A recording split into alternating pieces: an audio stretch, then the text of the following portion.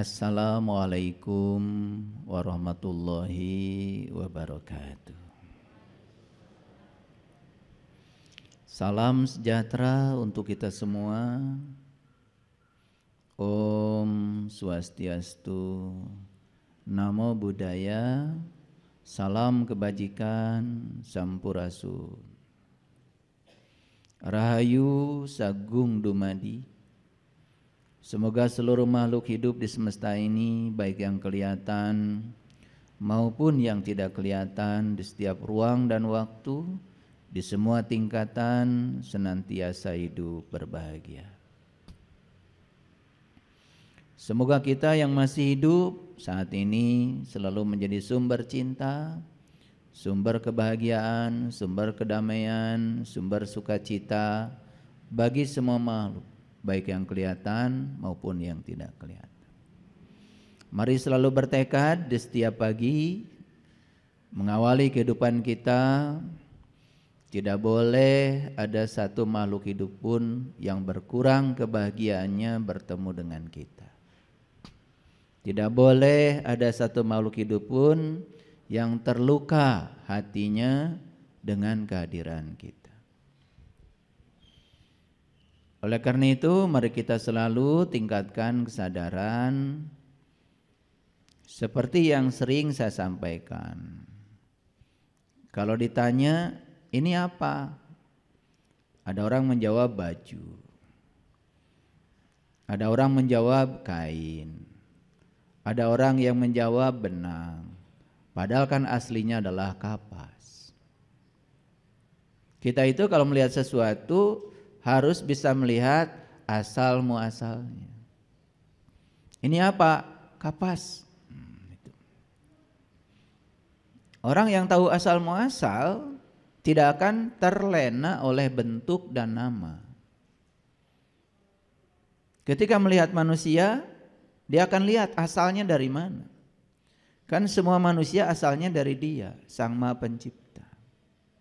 Begitu kita tahu asalnya, oh, sebetulnya yang kita lihat itu baju memang, kain memang, benang memang. Tapi orang yang berkesadaran dia melihat kapas. Yang dia lihat itu asal muasal. Ketika dia lihat asal muasal, maka dia tidak akan lagi tertipu oleh nama dan bentuk. Karena sebetulnya kapas itu hanya bermanifestasi saja menjadi benang. Benang bermanifestasi menjadi kain. Kain bermanifestasi menjadi baju. Jadi baju itu adalah manifestasi saja. Karena kapas ingin dikenal. Itu aja. Kalau orang sudah sampai di titik itu, ya, kalimat la ilaha illallah, la ilaha illa huwa, la ilaha illa anta, la ilaha illa anna, itu sudah gumulung manunggal menjadi rasa. Makanya orang yang sudah sampai di titik itu, yang ada dalam dirinya cuman welasan, asihan, nyaahan, berehan. Sudah selesai dengan dirinya sendiri. Makanya orang yang sudah selesai dengan dirinya sendiri, itu yang disebut dengan orang yang sudah mencapai pencerahan. Sudah tidak butuh lagi sandaran apapun. Terlalu banyak kita punya sandaran sekarang. Bersandar pada suami. Ketika suami melakukan sesuatu yang tidak cocok dengan keinginan kita, kita kecewa. Bersandar dengan istri. Ketika istri kita melakukan sesuatu yang tidak cocok dengan keinginan kita, kita kecewa. Bersandar dengan anak. Ketika anak melakukan sesuatu yang tidak cocok dengan keinginan kita, kita sakit hati. Jadi sebetulnya semua penyebab sakit hati kita, marah kita, kecewa kita, karena kita membangun begitu banyak sandaran. Dan yang dipakai bersandarnya pun tidak cukup untuk dijadikan sebagai sandaran. Kita menyandarkan diri kepada yang lemah, ya sudah. Kita akan mendapatkan kekecewaan terus menerus. Sandarkan diri kita kepada Dia yang Maha Kuat. Sandarkan diri kita kepada Dia yang Maha Segalanya. Yang Maha Segalanya tidak akan kecewa. Saya berulang kali mengatakan bahwa yang kecil-kecil saja sakit hati itu bukan salah orang. Bukan orang menyakiti kita, tidak. Kita yang punya keinginan agar orang seperti yang kita mau. Jadi sebetulnya sumber utamanya adalah keinginan kita pada orang. Coba bebaskan sandaran itu.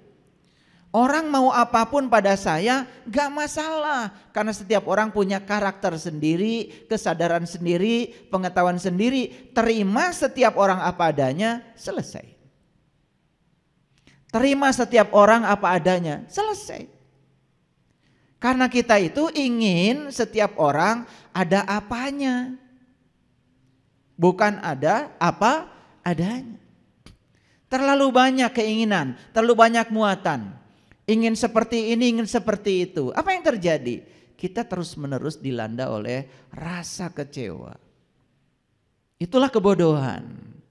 Makanya sumber utama kegelapan adalah 3. 1 kesombongan, yang kedua keangkuhan, yang ketiga kebodohan. Dan sumber utama pencerahan, sumber utama kesadaran juga ada 3. Yang pertama adalah keluguan, yang kedua adalah kepolosan, yang ketiga adalah ketulusan. Makanya yang tulus, yang polos, ya, yang lugu gampang sekali untuk mengalami pencerahan. Yang senang mencari pembenaran, tidak jujur pada diri sendiri, sudah tahu kalau dia itu tidak tahu, tapi masih ingin dibilang sebagai orang yang tahu. Semakin tahu kalau dia, semakin tidak tahu kalau dia tidak tahu. Itulah yang namanya kesombongan. Itu yang namanya kebodohan. Dan itu sumber kegelapan. Dan selamanya dia akan tinggal dalam kegelapan yang dia ciptakan sendiri. Menjadi tidak terbuka pada orang lain. Apalagi terbuka terhadap nasihat dari orang lain. Orang yang tertutup terhadap nasihat, itulah yang disebut dengan orang yang kafir. Jadi orang kafir itu bukan orang yang berbeda keyakinan dengan kita. Hati-hati. Jangan mengkafir-kafirkan orang. Jangan gampang menyesatkan orang. Siapa tahu kita yang tertutup. Siapa tahu kita yang sesat. Karena kedangkalan pengetahuan kita lah sebetulnya yang membuat kita sering gampang sekali kecentilan spiritual. Kegenitan spiritual. Merasa paling benar, merasa paling soleh, merasa paling segalanya, mulai jadi hakim bagi orang lain. Pada tiap sholat yang dia baca, Maliki Yaumiddin. Hanya Allah yang boleh menghukum, hanya Allah yang menguasai hari pembalasan, hanya Allah yang boleh menilai. Tapi Anda mencuri hak Allah secara tidak sadar. Karena apa? Karena lagi-lagi kehilangan kesadaran. Oleh karena itu, mari kita bersyukur hari ini kita masih bernafas. Pinjaman kehidupan masih dititipkan kepada kita. Itu tanda bahwa Allah masih memberikan kesempatan kepada kita untuk meningkatkan kesadaran kita. Oleh karena itu mari kita puji Dia, Sang Pemberi kehidupan, bersama-sama membaca hamdalah. Alhamdulillahirabbil alamin. Mari kita mohon ridho dan berkahnya.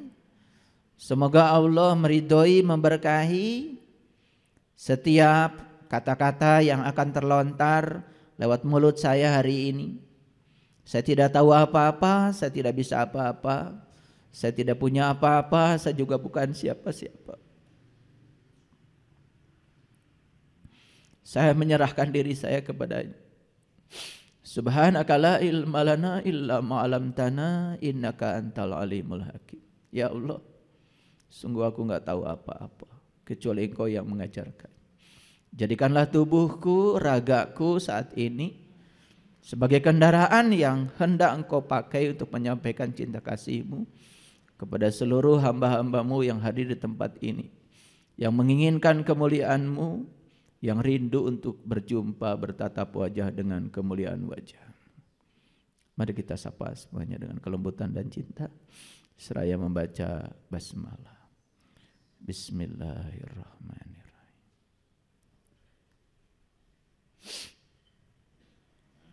Ada satu dialog yang bagus antara pelita kecil, antara api lilin yang kecil dengan udara. Saya senang sekali dialog ini. Digubah, ditulis oleh orang yang berkesadaran. Jadi pada suatu saat api lilin yang kecil ini berdialog dengan udara. Yang mengawali dialognya adalah api lilin yang kecil ini. Dialognya kira-kira seperti ini. Kasihan ya kamu udara, diciptakan oleh Tuhan dalam keadaan tak berwujud, bahkan tidak berbusana sama sekali. Lihat aku, kata api lilin kecil itu. Aku dikasih wujud dengan tubuh yang bercahaya.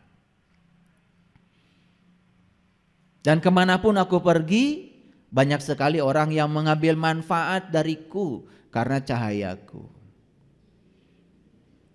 Dia sedang menunjukkan kesombongannya, api lilin yang kecil ini. Kemudian udara berkata, memang kamu bagus, tubuhmu bercahaya, begitu banyak orang yang menginginkan kehadiranmu. Berbeda dengan aku yang tidak berwujud. Bahkan banyak orang yang melupakan aku. Bahkan aku dianggap tidak ada. Padahal tanpa aku mereka juga tidak mungkin bisa hidup. Tapi inilah takdirku, diciptakan dalam keadaan tak berbusana. Bahkan tak berwujud seperti ini. Jadi lilin ini, api lilin ini sedang menunjukkan siapa dirinya. Sedang membandingkan dirinya dengan yang lain, seakan-akan dirinya lebih mulia daripada yang lain. Orang yang sudah sampai di kesadaran tidak pernah membandingkan dirinya dengan siapapun, karena semua peran di semesta ini penting. Bahkan seekor semut pun ada gunanya. Tidak ada yang diciptakan dengan sia-sia. Lalu si udara itu berkata, kamu memang hebat. Tapi bolehkah aku menghampirimu? Bolehkah aku mencium pipimu? Boleh aku merangkul tubuhmu? Kata udara. Ya, si lilin ini tambah genit aja. Lalu dia menundukkan kepalanya. Dan isyarat ini dipahami oleh udara bahwa dia mengizinkan untuk dicium pipinya. Lalu si udara ini menghampirinya dan kemudian mencium pipinya sambil memeluknya. Dan saat itu juga api lilin itu padam. Wah, dia menjerit histeris. Apa yang kau lakukan padaku? Kenapa aku kehilangan wujudku? Wah, histeris. Histeris. Apa kata udara? Aku tidak melakukan apa-apa kok. Aku hanya merangkulmu, aku hanya memelukmu, aku hanya mencium pipimu. Tapi kenapa engkau bisa padam dan hilang? Padahal aku terbiasa mencium bintang. Dan banyak yang aku cium, banyak yang aku peluk, banyak yang aku rangkul. Dan mereka tetap bersinar. Tapi kenapa kamu tiba-tiba hilang? Lalu saat itulah si api lilin kecil itu menyadari kesombongannya. Dan saat itu dia tersadar bahwa selama ini terlalu kecil apinya. Tapi dia sudah merasa paling berjasa, sudah mencapai pencerahan, seakan-akan setiap orang sudah membutuhkan dia. Baru aja segitu. Itulah kebanyakan manusia. Baru tahu dikit saja besok sudah bikin ini, bikin itu, pelatihan ini, pelatihan itu. Lalu dia bangga dengan sertifikat yang dipamerkan. Seorang yang sudah mencapai pencerahan tidak lahir dari sertifikat, tidak lahir dari selembar kertas yang bernama sertifikat. Seorang guru sejati tidak dilahirkan oleh sertifikat. Sertifikat itu tidak diperlukan. Seorang guru sejati lahir secara alami. Bahkan seorang guru sejati tidak pernah berbicara siapa ayahnya, siapa kakeknya, karena dia sudah selesai dengan dirinya sendiri, sudah tidak butuh sandaran apapun. Banyak ya orang yang ingin memberikan pencerahan aja masih mengenalkan bapak saya anu, ibu saya anu, kakek saya siapa. Yang dibesar-besarkan adalah status sosial. Bahkan dia di mana-mana pasang sertifikat. Ini loh sertifikat kemasteran saya. Seorang master tidak pernah dilahirkan oleh sertifikat. Izin bicara bukan dari manusia. Izin bicara langsung dari semesta. Man azinallahu rahman wa qala sawaba. Siapa yang punya izin bicara dari semesta, maka katakannya sendiri akan menggetarkan siapapun yang mendengarkannya. Itu yang disebut dengan izin bicara. Dan siapa yang kata-katanya akan menggetarkan? Dialah yang berbicara sesuatu dari pengalamannya, bukan dari hasil bacaan bukunya, bukan hasil hafalan dari kitab ini, kitab itu, gak penting. Sesuci apapun kitab suci, kalau Anda tidak mengalami apa yang ditulis di kitab itu, berarti Anda belum berhak untuk menyampaikan apapun pada orang lain. Itu yang dikatakan dalam Al-Quran. Ya ayyuhallazina amanu lima taquluna ma la taf'alun. Tidak boleh seseorang itu, apalagi mengaku dirinya beriman, menyampaikan sesuatu pada orang lain yang tidak dialaminya, yang tidak dipahaminya. Karena pemahaman hanya akan lahir dari suatu pengalaman. Mengoleksi sejumlah pengetahuan di kepala gak ada artinya. Itu baru tingkatan kognisi yang paling rendah, namanya mengingat. Di tingkatan itu harus memahami. Tingkatan yang lebih tingginya harus menerapkan. Tingkatan yang lebih tinggi lagi harus menganalisa. Lebih tinggi lagi mengevaluasi. Lebih tinggi lagi mensintesa. Itu keterampilan berpikir.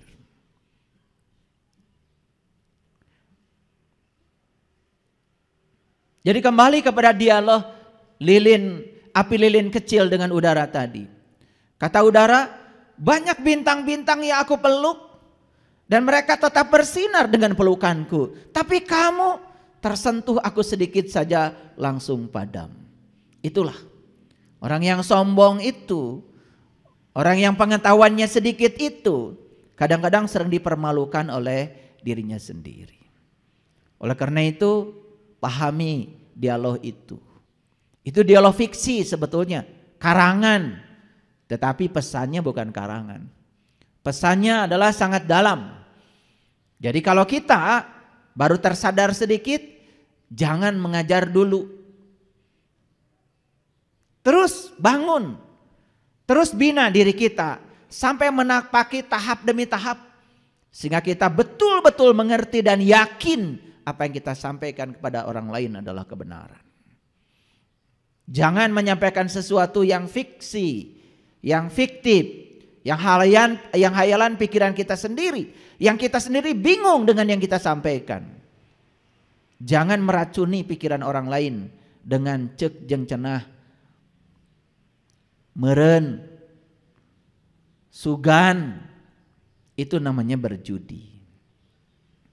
Itulah kenapa hari ini ketika saya ditanya oleh tim, apa judul hari ini? Tiba-tiba muncul aja di kepala saya. Hanya ada 2 pilihan saat bangun tidur. Hanya ada 2 pilihan saat bangun tidur.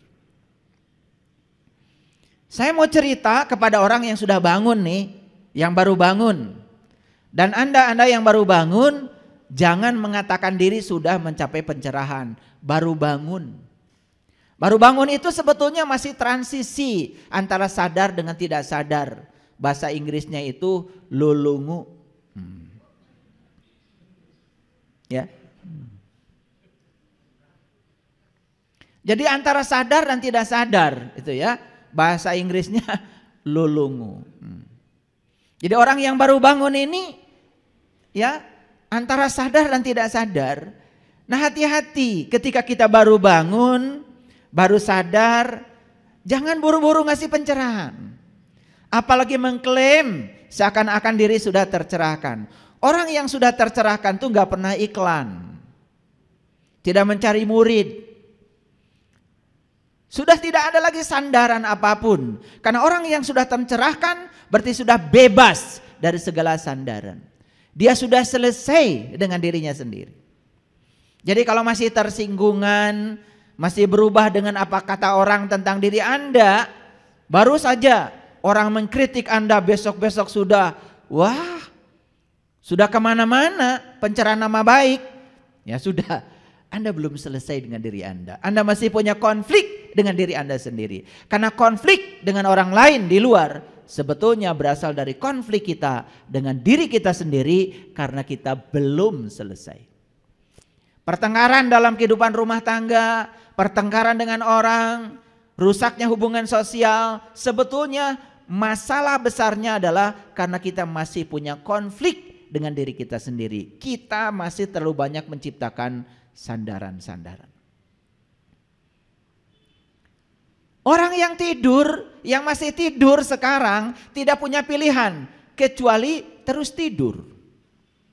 Karena orang yang tidur itu ya satu cirinya, dia tidak sadar.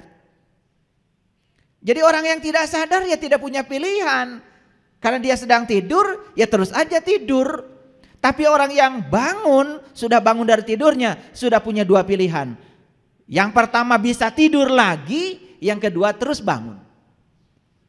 Jadi begitu mendengarkan kata-kata dari saya, lewat kajian-kajian yang saya sampaikan, tersentuh sedikit, jangan dibiarkan. Kesadaran itu teruskan. Jangan dibiarkan. Karena kalau kesadaran itu dibiarkan, kita akan tidur lagi. Itu maksud saya dengan kajian kita hari ini.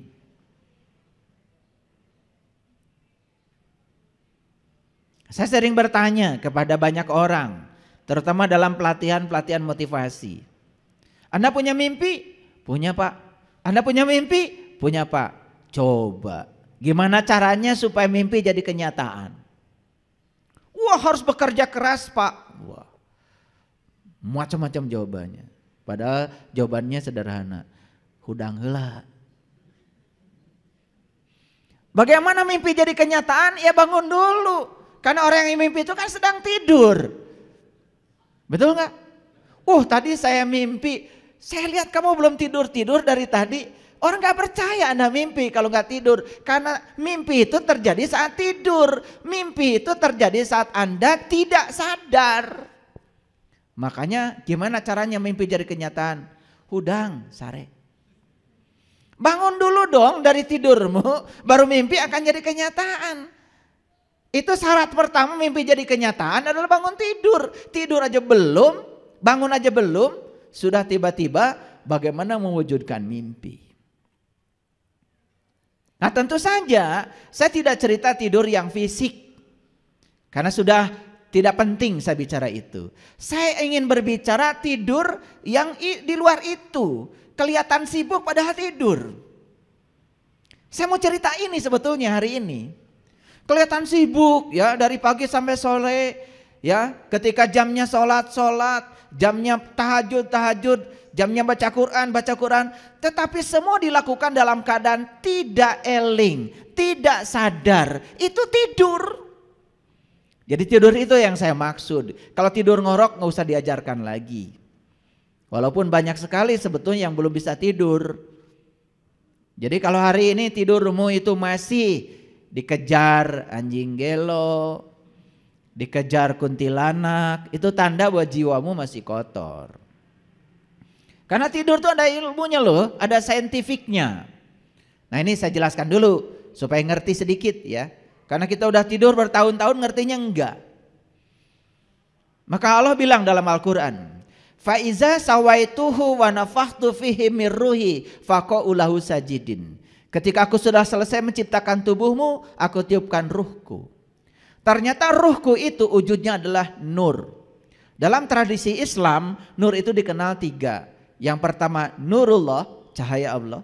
Yang kedua nur Muhammad, cahaya terpuji. Dan itu yang pertama Allah ciptakan sebelum menciptakan alam semesta. Begitu kata hadis qudsi. Dan yang ketiga adalah nur insan, cahaya insan, yang kemudian sering disebut dengan nafs atau diri atau jiwa.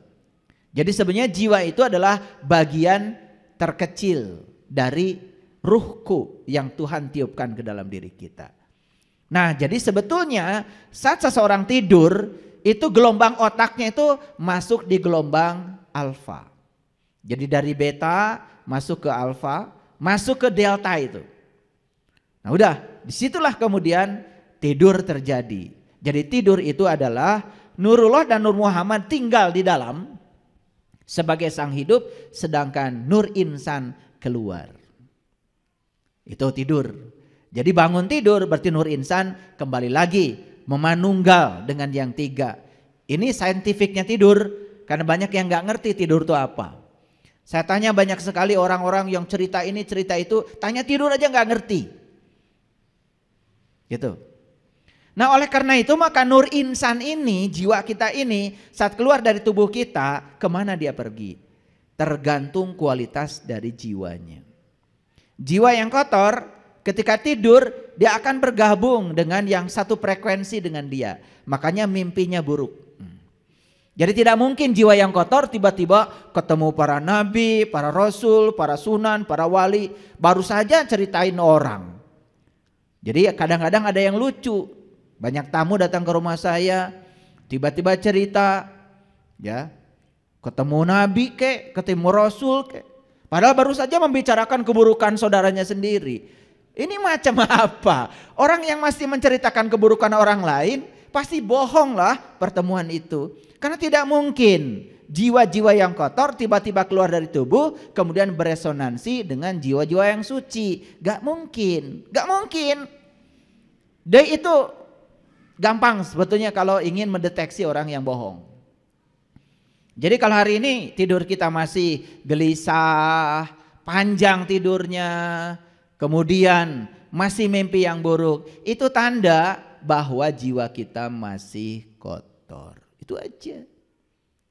Gimana dengan ibadah yang sebanyak itu kita lakukan? Ya iya, ibadahnya pun dilakukan dalam keadaan tidak sadar. Kelihatan saja kamu sibuk padahal kamu tuh tidur. Makanya pepatah leluhur kita di tanah Priangan ini, maneh sing bisa ngahudangkeun kanu sare. Jadi ngahudangkeun kanu sare artinya bukan orang yang sedang tidur secara fisik dibangunkan, bukan itu. Yang paling penting adalah orang-orang yang kelihatan sudah bangun pada sesungguhnya dia masih tidur. Artinya apa? Belum eling, belum waspada, belum sadar. Wudhu nggak sadar, sholat nggak sadar, cuma seperti robot saja menggugurkan kewajiban, hanya menjalankan rutinitas tanpa kesadaran. Hasilnya apa? Semakin tidak sadar. Paham ya maksud saya? Oke, baik. Inilah sebetulnya yang akan kita kaji hari ini. Jadi kita akan berbicara bukan orang yang tidur secara fisik, tapi kita akan bicara orang yang kelihatannya sudah bangun padahal masih tidur. Banyak gak ya kayak gitu? Banyak apa banyak sekali? Siapa diantaranya? Jadi kalau kita sadar aja bahwa hari ini saya masih tertidur, buru-buru bangun. Itu sudah keren itu. Dan setelah bangun ada dua kemungkinan. Hati-hati Anda bisa tidur lagi atau terus bangun. Oke, baik. Itu judul kita hari ini ya. Saya senang sekali kalau judul ini di breakdown dulu, dijelaskan secara saintifik supaya mengerti. Jadi tidur itu mekanismenya seperti tadi. Saat kita memasuki gelombang alfa, gelombang delta, maka saat itu kita masuk pada kondisi hipnosis itu namanya. Sehingga saat itu ya nur insan keluar, tetapi kita masih bernafas, Dan satu-satunya yang tidak pernah ikut tidur dalam tubuh kita adalah nafas. Makanya kadang-kadang kita ini ya belajar agama itu sudah kejauhan sampai kehilangan kesadaran. Pernah suatu saat saya dialog. Jadi mohon maaf, saat itu saya butuh mobil pick up. Nah kebetulan yang punya mobil pick up itu ya seseorang. Dan saya tahu kalau beliau ini rajin sekali ngasih ceramah agama, macam-macam lah gitu. Nah dalam perjalanan mau ngambil bunga itu ke Cihideng, terjadi dialog saya dengan beliau. Dialognya kok tiba-tiba cerita hadis kursi, ayat kursi. Kan di ayat kursi itu kan kita sudah hafal semua ya. Auzubillahi minasyaitonirrajim. Bismillahirrahmanirrahim. Allahu la ilaha illa huwal hayyul qayyum la ta'khuduhu sinnatu wala naum. Allah dialah, tiada Tuhan selain Dia yang senantiasa berdiri tegak mengurus semua kebutuhan makhluknya. La ta'khuduhu sinnatu wala naum. Dia tidak pernah tidur, tidak pernah ngantuk. Pertanyaan saya dalam dialog itu sederhana. Siapa dalam diri kita yang gak pernah tidur, gak pernah ngantuk? Bingung gitu. Diam aja sambil nyetir. Ya karena saya takut nyetirnya jadi bawa saya lagi. Udah saya bilang jangan dipikirin. Kejauhan ternyata pertanyaan saya. Tadinya saya cuman mau sharing aja. Kan kita mengatakan Allah tidak Tuhan selain Dia yang berdiri tegak mengurus semua kebutuhan makhluknya. Saking demikian cintanya pada makhluknya, beliau itu sampai gak pernah tidur, ngantuk pun enggak. Saya cuma tanya, siapa yang gak pernah tidur, gak pernah ngantuk dalam dirimu? Karena mikir saya stop, ini bahaya ini lagi nyetir. Jadi saya bilang, udah tong diamutan. Saya bilang tong diamutan. Rupanya saya salah. Gitu. Coba kita renungi sekarang. Ketika tidur mata kita tertidur, telinga kita tertidur, mulut kita tertidur. Bahkan pikiran kita tertidur, semuanya lupa. Tangan kita tertidur, kaki kita. Satu-satunya yang gak pernah tidur adalah nafas. Sedangkan Allah mengatakan, aku gak pernah tidur, gak pernah ngantuk. Kan sederhana. Siapa yang gak pernah tidur, gak pernah ngantuk pada dirimu? Kan nafas. Jadi kalau gitu siapa nafas itu? Kalau bukan Dia. Masih mencari kemana-mana. Padahal kita setiap hari bernafas. Makanya semua orang-orang belajar kesadaran yang diberdayakan nafas. Fokuskan pikiran pada nafas, sadari nafas, sadari masuknya, sadari keluarnya. Orang-orang belajar kesadaran dimanapun seluruh dunia. Begitu caranya. Kenapa kita selama ini menyadari nafas saja tidak punya waktu? Padahal nafas adalah segalanya. Nafas adalah kekayaan yang luar biasa yang diberikan Allah kepada kita. Karena apa? Begitu hari ini kita berhenti bernafas, semua yang disebut milik kita berpindah tangan dalam sekejap. Bukankah bernafas itu adalah kekayaan yang luar biasa? Kenapa kita merasa tidak punya apa-apa? Padahal hari ini kita punya nafas. Dia yang tidak pernah tertidur, Dia yang tidak pernah terkantuk. Makanya saya sering bertanya, kenapa Anda bisa melihat saya? Karena punya mata. Salah. Orang mati juga punya mata, tidak bisa melihat. Orang mati punya telinga, tidak bisa mendengar. Orang mati punya mulut, tidak bisa mengunyah. Jadi sebetulnya yang menyebabkan semua kita bisa melihat, mendengar, mengunyah, dan merasakan semua jenis makanan, bukankah nafas kita?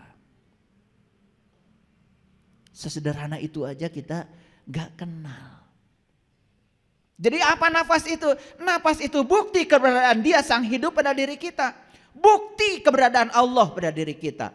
Makanya nanti kita akan menghembuskan nafas kita yang terakhir. Itu yang disebut dengan kematian.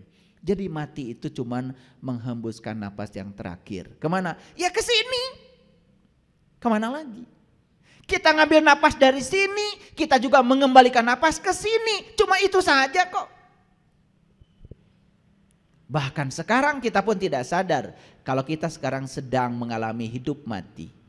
Ketika napas masuk hidup, napas keluar mati, napas masuk hidup, napas keluar mati. Cuman frekuensinya terlalu cepat, kita seakan-akan merasa terus menerus hidup. Padahal kita sekarang sedang mengalami hidup mati. Bicara rahasia napas saja mungkin baru dengar hari ini ya. Yang sederhana aja, karena kita kadang-kadang ngaji itu terlalu banyak ngapalin. Ngapalin ini, doa itu. Terus saja Allah diatur-atur supaya ngikutin keinginan kita. Makanya kalian itu sudah capek. terlalu banyak ngapalin doa. Betul nggak? Sampai bingung, ya, saking banyaknya yang harus dihafal. Malah doa sendiri kan sederhana. Doa itu sebetulnya adalah undangan. Doa itu artinya ajakan. Sadari kehadiran Dia dalam diri, menyadari nafas itu sudah doa. Menyadari nafas itu doa. Kenapa? Lihat saya semuanya. Ketika nafas masuk, di ruang cipta kita sedang menciptakan yang negatif. Itu direkam loh oleh nafas kita dan dibawa keluar dan itu akan menjadi realitas. Itu yang disebut dengan hukum tarik menarik. Makanya hati-hati dengan pikiran. Apa yang dipikirkan itu akan menjadi kenyataan. Apalagi diulang-ulang. Mulai sekarang stop membicarakan yang kita tidak suka. Karena semua yang kita tidak suka kalau terus menerus diulang-ulang di pikiran, diulang di kata-kata. Itulah doa kita yang sebenarnya, itu yang akan menjadi kenyataan.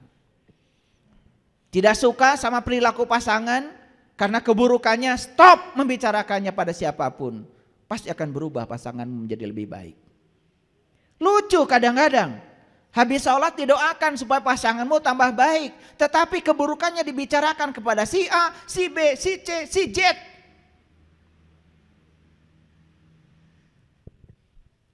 Itu yang akan terjadi. Yang paling sering dipikirkan, yang paling sering dibicarakan itu doa. Karena apa? Hati-hati. Karena Dia bersama dengan kita. Wujudnya adalah nafas kita. Nafas masuk merekam semua yang ada di ruang cipta. Nafas keluar membawa semua rekaman itu dan menjadi realitas dalam hidup. Hati-hati. Jadi inilah kreator kehidupan kita, pikiran kita. Hati-hati dengan pikiran karena dia adalah energi, dia adalah vibrasi, dia adalah frekuensi. Dan dia bisa menggetarkan semua sesuai dengan frekuensi yang dipancarkannya. Memancarkan yang negatif akan datang yang negatif, memancarkan yang positif akan datang yang positif. Makanya kita dikasih perasaan oleh Allah. Untuk apa perasaan? Untuk mendeteksi apa yang sedang terjadi dalam pikiran. Begitu pikiran kita sedang memproduksi yang buruk, perasaan kita tidak enak. Mulai nanya-nanya, akan ada apa ya? Kok perasaan gak enak? Cek pikiranmu, sedang mikirin apa? Sesederhana itu, malah nanya orang lain. Nanya dukun, nanya ahli nujum. Itu sudah tidak saintifik. Padahal sebetulnya rasa dan pikir itu diciptakan Allah untuk saling memberitahu, ada feedback. Jadi kalau rasa kita gak enak, cek pikiranmu sedang memproduksi apa. Coba, ketika pikiran sedang tenang, perasaan tenang. Begitu pikiran mulai, wah suami saya di mana ya? Dengan siapa ya? Wah udah mulai gitu, perasaan gak enak. Tanya Mbah Dukun. Tanya pikiranmu sedang memproduksi apa. Itulah gunanya perasaan. Maaf ya, saya bicara yang seperti ini di berbagai pelatihan. Saya pikir yang kayak gini sudah pada paham. Kenapa Allah menciptakan pikiran? Kenapa Allah menciptakan perasaan? Apa hubungan pikiran dengan perasaan? Banyak yang tidak tahu. Yang lucu banyak sekali orang yang menganggap dirinya sudah tercerahkan, ditanya yang begini aja nggak tahu. Lucu bukan? Ya itulah, karena dia sedang posisikan si lilin, api lilin yang tadi itu. Yang centil tadi, yang genit itu. Kesenggol saja sama udara, langsung mati. Betul apa tidak? Yuk, jangan sampai seperti itu. Jadilah bintang, badai sebesar apapun tetap bersinar. Gitu.